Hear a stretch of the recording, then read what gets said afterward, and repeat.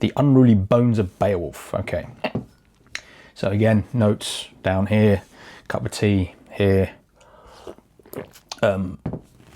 mess everywhere else. Okay. We often approach Beowulf as a finished article, a static masterpiece. But Beowulf's poem itself was a living creature, evolving through time, bearing the scars of countless hands and minds. This, in essence, is the unsettling premise that R.W. Chambers invites us to explore. And R.W. Chambers, again, I'm going to keep bringing this guy up because I really like his work. I know that Tolkien had a lot of respect for him, which, as it is actually mentioned in here, this whole thing. But he was a contemporary of Tolkien, and they worked together. They might not necessarily have agreed with each other on certain things, but excuse me, they did have a lot of respect for each other. So we're going to look at this kind of the origins of the Frankenstein's monster, as it were, of what this poem is. So many believe that Beowulf is a unified Anglo-Saxon heroic tale. However, but Chambers challenges this view, fundamentally challenging our understanding of the epic. So what he's saying here is that people seem to think that it's just, so someone created this story as it is, rather than just cherry picking certain elements. Now we know that in fact probably was cherry picked, because there are certain themes within it, whether you subscribe to the old fabled kind of like bear's tail thing, which goes back thousands of years, but even then the Grettis saga, right? So give me a sec. The Grettis saga, right? This book, again, he goes to a place, it's been overrun by a monster. In this case, it's a female monster. He then fights the monster. She goes into a gorge. He then goes down to the waterfall, goes behind the waterfall, finds another monster and kills that monster. And then, you know, the priest, Stein, who left him down there, who actually helped him get down there, leaves him behind and buggers off. And Grettis is actually having to climb out himself. So these themes do exist. Boffa Bjarki, who is someone who appears in the Sagas of Hrafkraki, the King Hrafkraki. Boffa Bjarki, his father's name means bear and his mother's name means bear, and there's a lot of bear motifs within that character, even to the point where in a battle at the end, a giant bear joins the battle. But Bjarki is nowhere to be seen. Bjarki means little bear, for Christ's sake. He's nowhere to be seen, and someone goes to get him and he's just kind of sitting there quietly while the bear is doing its thing. He wakes him up and tells him to come and join the fight, and Bjarki basically says to the guy, it would have been better if you left me alone. And when he gets back to the fight, the bear is gone, but Bjarki is there doing his thing. So the bear motif, and of course we could argue that Beowulf means Beowulf, bear, and all that kind of stuff, but there are other attributions to that name. Beo meaning barley, so then you get to like, is he some agricultural god and all this kind of stuff, which again takes us back to Shield Sheathing's son Beo, or barley. He's referred to as barley in Tom Shippey's book, but the origins of the bear side of everything, I mean, he has a strength of 30 men and all this kind of stuff. We know about this, and you know, people fear him because he's so strong and powerful. Which again is a common theme throughout that. He's even referred to as being lazy. Towards the end, before the whole dragon thing, we hear that Beowulf was basically lazy. And again, that's a motif from the bear's son tale. So the bear's son is always kind of lazy until he's forced to go do something. Again, bear's son typically take on a monster. He'd let one of his friends die first before he did anything, or let all of his friends die. And of course, Beowulf lets Honshu, is that his name? He lets him die before he does anything. He literally sits there and watches it happen. And no one can really come up with an adequate response as to why he allowed that to happen. You let one of your friends die. It seems a bit weird. But then you have the part where he goes back to Yeatland, which again, this is where kind of the bear's motifs, especially in Grettis and Bjarki, kind of end, is that he goes back home and he rules 50 years, and then the dragon appears. The dragon appears because, again, this is stuff that was stitched onto the end. We love dragons, right? The Norse ripoff. Academics once thought that Beowulf is a mere Anglo-Saxon adaptation of a lost Scandinavian original. I kind of agree with that, kind of not. I think that it's been anglicised to a point, but I do feel like the motifs and the themes are very much Scandinavian, given that the whole thing is set in Scandinavia. And I think the word heathen appears twice in the whole thing. And apparently there's a word which is plural for gods, or God, meaning, you know, not monotheism. James argued against this, asserting Beowulf's unique identity distinct from a direct translation, despite potential elemental influences. And I think this is what Chambers and Tolkien disagreed on, was that it's not just a wholly one Anglo-Saxon invention. It is in fact imported from other places, Scandinavia obviously. Dating and the undateable. Dating a 1,000-year-old text is complex due to linguistic shifts. Chambers meticulously analysed linguistic quirks, but concluded that the broad dating window of a century, give or take. This highlights the guesswork, albeit educated, involved with ancient texts, not to mention other scholars who've looked into the text's syntax and vernacular, and suggest it's older than that, dating it around the early 8th century. Now, Kevin Kiernan of the Kentucky University believes that the actual conception of the poem was a lot closer to the writing of the actual manuscript we have in the British Library right now. So he reckons it was written somewhere around 1016-ish, 1015, 1016. He reckons it was written sometime made around that time and then written a bit later. Because we know that 2 scribes wrote it, but that doesn't really prove anything. That just gives us a kind of ballpark figure of when that was written, not the actual conception of the poem itself. When you look at language, like Tom Shippey, again, he believes that it's, again, 8th century, simply because of some of the words in the vernacular that's being used within the poem. Part 2, the construction of the Clash of Creeds. 19th century scholars believed Beowulf was a patchwork of different tales, Grendel's mother, the dragon. Chambers, however, questioned the lack of proof for this claim, arguing for an internal coherence that transcends its potential composite origins. I think it means that the Grendel and Grendel's mother part are basically together. They've always been together in these kind of tales. It's just the dragon part that's been stitched on afterwards. Because how many dragons are there in these old sagas and these old tales? Not many. I think in the Old Norse sagas, I think there's 2. Fafnir being one of them. And I can't remember who the other one is. There's definitely another one in there somewhere. But I think the dragon was stitched on afterwards. Very reminiscent of Sigurd and Thor taking on Jormungandr. Because even though this dragon is even referred to as a worm at some point. Chambers suggests a Christian element are superficial. I agree.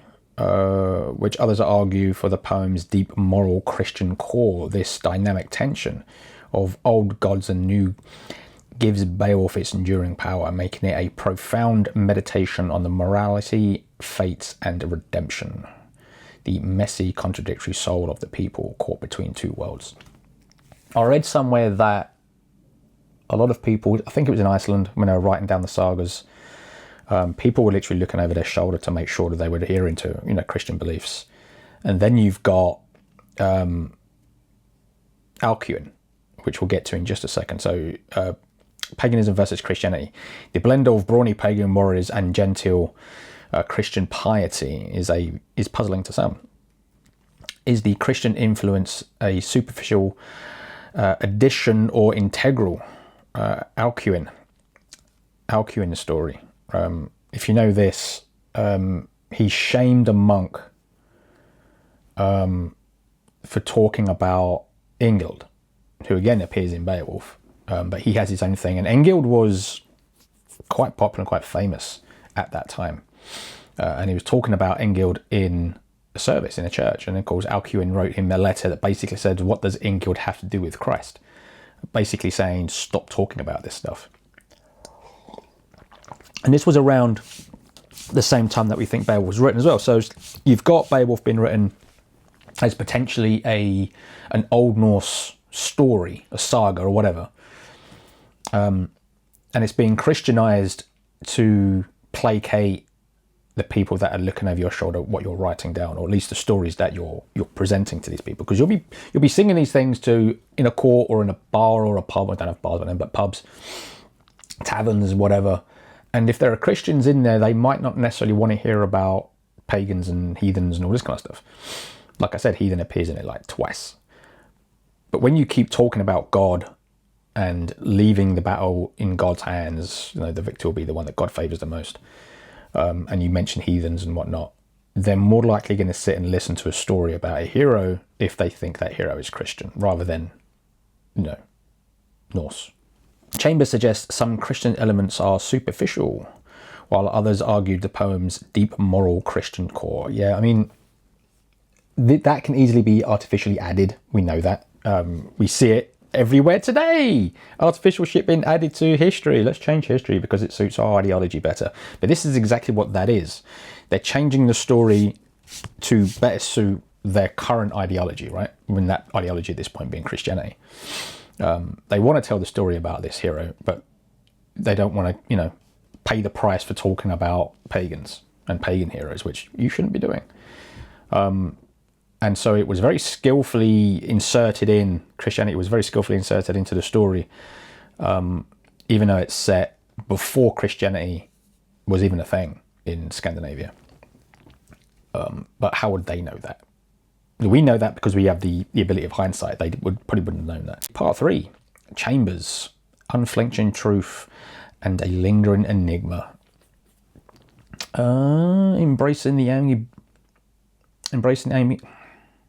Embracing ambiguity. Jesus Christ. Sorry. Chambers didn't offer neat answers. He presented theories and academic debates, then surgically exposed their weaknesses and speculation. So this is the thing. It's like I don't really subscribe to any particular way. I have my ideas and what I believe, but I'm more than happy to listen to what you guys have to say about what your theories are. Is it ancient story that's been repurposed? Or is it, you know, a story that was gathered and brought to us when the Great Migration happened in the 6th century and the 7th century? Was it something that someone put together in the 8th century? Was it written in the 11th century, right before the manuscript was written down? And is it the bear's tongue? Does his name mean Beowulf? Does it mean bear? Does it mean fucking barley? Is he a, you know, agricultural god? I love these theories. It's not necessarily about picking one as your favourite and then just kind of like pushing that narrative. It's all about learning about all of them and checking their merits and their weaknesses and understanding those merits and those weaknesses. So in a discussion, you can actually talk about it, you know, and understand where the other people are coming from. We don't talk to each other as much as we used to. We tend to just talk to this, you know. Controversial constructions leaving us with maybes and perhapses. I love that. He showed that great literature isn't just finished stories, but ongoing conversations. And that brings us back to the very beginning, which is it a static masterpiece or something that's constantly evolving? And I've always seen Beowulf, when I first read Beowulf, I saw it as this static story.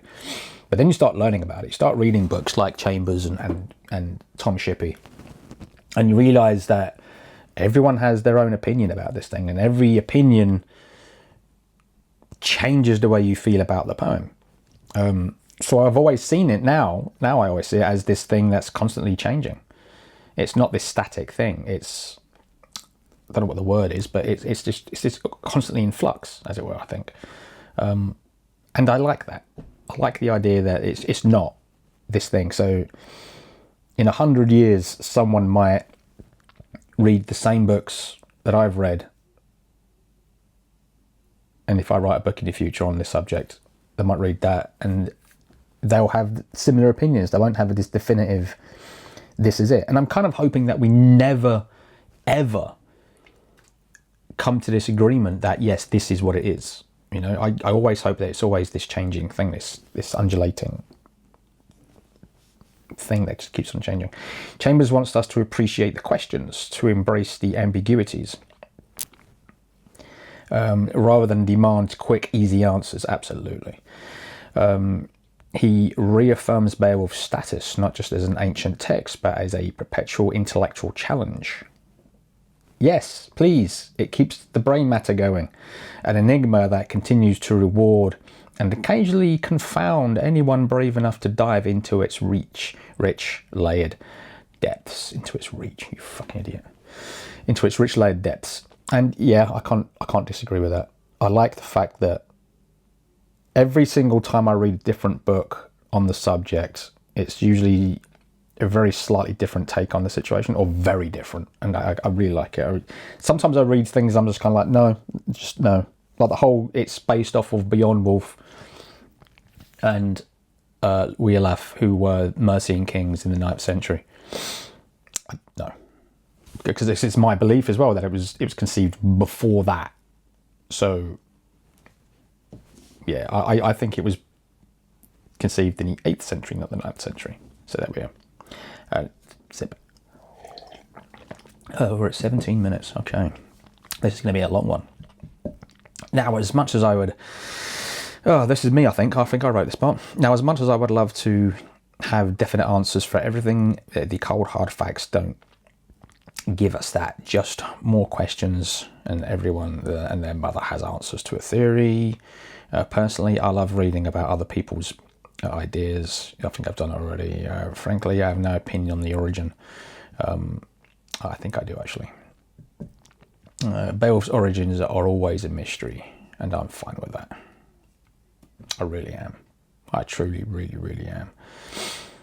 When reading Beowulf, remember the debates, the unanswered questions. It's a poem about an enduring struggle to understand, yielding surprising intellectual fruits. The greatest stories are often the messiest, most debated, and those that make us think the hardest.